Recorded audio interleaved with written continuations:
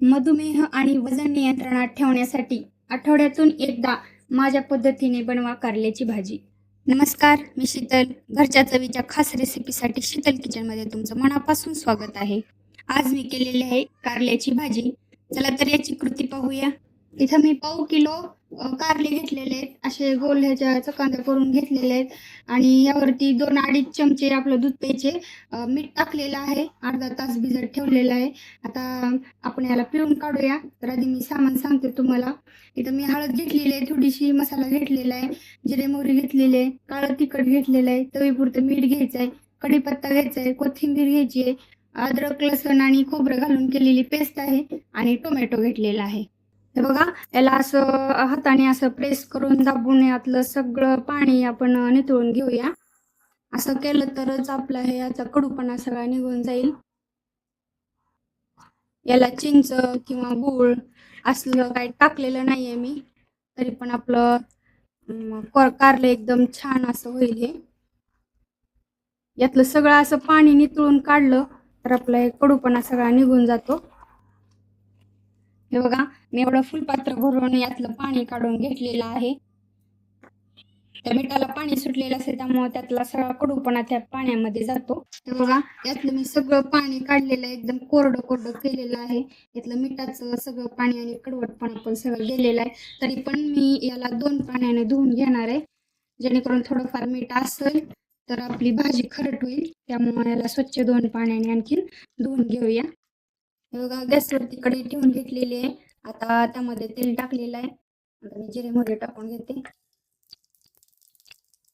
जिरे मोहरी छान तडतडली ते कढीपत्ता टाकून घेऊ.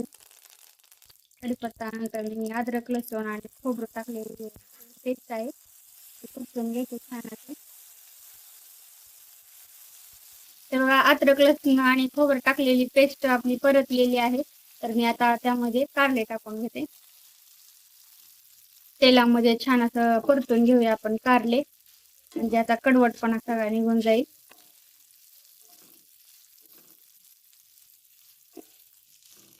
आता कारले आपण या तेलामध्ये असं 5 मिनिटं परतून घेऊया. हे बघा, असं याला 5 मिनिटं आपण परतून घेऊया, म्हणजे यातला सगळा असा हिरवटपणा जर निघून गेला तर समजायचं की आपलं कारलं मस्त असं परतलेलं आहे. कडू असल्यामुळे जास्त लोक खात नाही. शुगरसाठी एकदम उपयोगी आहे ही.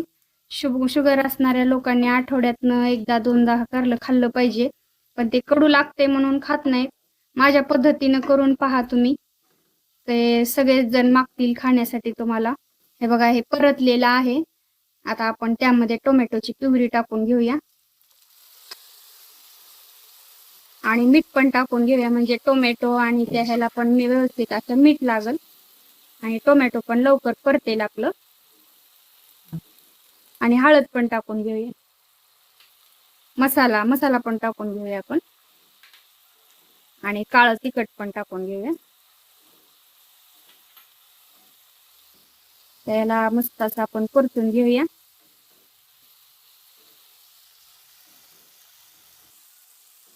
आता याला आपण असं मस्त तेल सुटेपर्यंत परतून घेऊया. डिस्क्रिप्शन मध्ये स्वस्तात मस्त अशा वस्तूंची लिंक दिलेली आहे, ते पण चेक करा तुम्ही.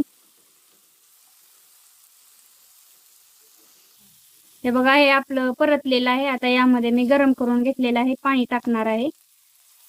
पाणी गरम करून का घ्यायचं, आपलं कारले पटकन शिजतील आणि तर्री पण छान येते भाजीला, त्यामुळं गरम करून घ्यायचं पाणी. आता आपण झाकण मारून घेऊया 10 मिनिटासाठी. हे बघा, 10 मिनिटानं झाकण काढलेलं आहे. यातलं पाणी आपलं बऱ्यापैकी आटलेलं आहे. तुम्हाला असं ठेवायचं असेल तर असं पण ठेवू शकता, नाहीतर आपण एकदम सुकं पण करूया. बघा, मी दाटसरपणा येण्यासाठी म्हणून 1-1.5 चमचा शेंगदाण्याचे कूट पण टाकणार आहे. एकदम छान आणि मस्तच होते भाजी. तुम्ही माझ्या पद्धतीने एकदा नक्की करून पहा आणि कमेंट करून मला नक्की कळवा कशी झाली. घरची चव आवडली असेल तर लाईक आणि कमेंट नक्की करा. आईच्या हातची चव, घरगुती रेसिपी आणि खास टिप्स पाहण्यासाठी आमच्या चॅनलला सबस्क्राईब करा व बेल आयकॉन प्रेस करा, म्हणजे नवीन व्हिडिओची सूचना सर्वात आधी तुम्हालाच मिळेल.